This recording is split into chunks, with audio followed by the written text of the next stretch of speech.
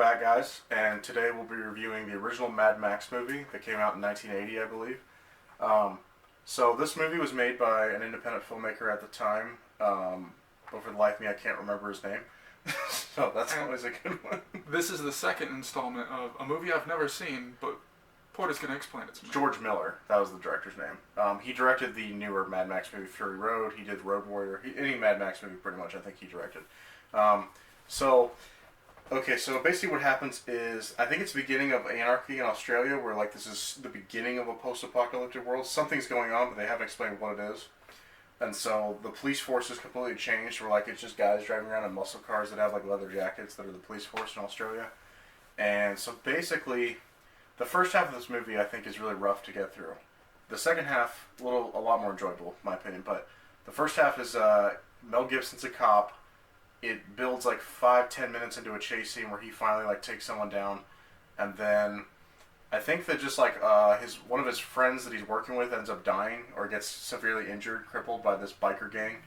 You know, it's weird because you haven't explained anything that I feel like I wouldn't like in the movie so far, but the vagueness in which you mention things make me seem like you didn't like the movie. I didn't. The biker gang, there's just not a whole lot to them. They're not interesting, and like they'll show action scenes, but there's nothing like if you don't really care about either of the people that are involved in the action scene, it really doesn't do much for you. And then they weren't even all that great to begin with, the action scenes. So he was on a lower budget, I know that, but there's just nothing really there. So it shows like Mel Gibson, like he's got a wife, he's got a little baby boy.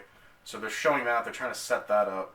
And anyway, like I said, his friend that he works with got hurt, so he gets mad. So he tries to go after this biker gang, and this biker gang like is trying to go after him. And something I think after the thing happened with his buddy, he just takes off and he's like, I want time off from work. And so the guy, literally his boss is walking around in the office without a shirt on. That's just the post-apocalyptic cop world, I guess. Your police chief doesn't wear a shirt. Yeah, dude. I mean, was he ripped? I mean, he looked like a gay stripper. So, I mean, if you look good without a shirt on, don't wear a shirt. No, he was like an older guy. Some like, people are into that. No, I'm just like, I wouldn't be envious of his body. I'd be like, whatever. Yeah. Like, look at me.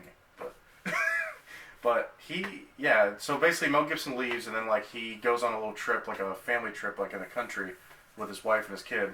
And surprise, surprise, the biker gang shows up and like goes after him. And he loses he loses his wife and his kid. The biker gang kills them. Oh, shit. Yeah, and then he eventually goes after them for vengeance, and he does a few cool scenes, like in his car and killing them, but that's pretty much it. What I could say is, like, this movie has, like, 15 minutes of, like, good stuff, but unfortunately, it's, like, an hour and a half to 2 hours long. Let me check. Movie is, 93 minutes, an hour and a half, but yeah, 15 of those minutes are actually good, and the rest is so mediocre and boring. So there's a reason why no one really talks about the original Mad Max. Everyone kind of talks about Road Warrior being the original, which we'll get to. We got Road Warriors around here somewhere. Yeah, whatever. No, seriously, where is it? Oh, it's right there. Okay.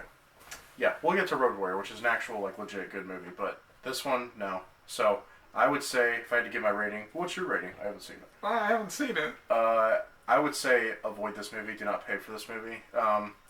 You could say maybe it's a $5 bid, because there are people that love Mad Max regardless of who it is. Like, a buddy of ours, Eric Chapman, he would have loved it. But me, no. I need more substance. I need more plot or me caring about the characters. That's pretty much it. I just have no reason to really care about what's going on. And there's a lot of Australian weirdness in this movie. Australians are weird. No, but just like things that only they would get, that me as an American, I don't understand. Like, they say quick things that I'm like, I don't know what you just said there. And they're like, I don't know, Mike. And I'm like, what? Like petrol, like they're using Australian words? Maybe, I don't know. Or they're just saying things really fast in an Australian accent that I just don't understand. So, yeah, so that's pretty much it. Avoid this movie, don't pay for it. If you see it at a place like a Best Buy or a Walmart and you're like, Mad Max, what's the original like? Don't. Just don't. Save your money. Save your money, don't. Why am I here? Yeah. So yeah, that's it.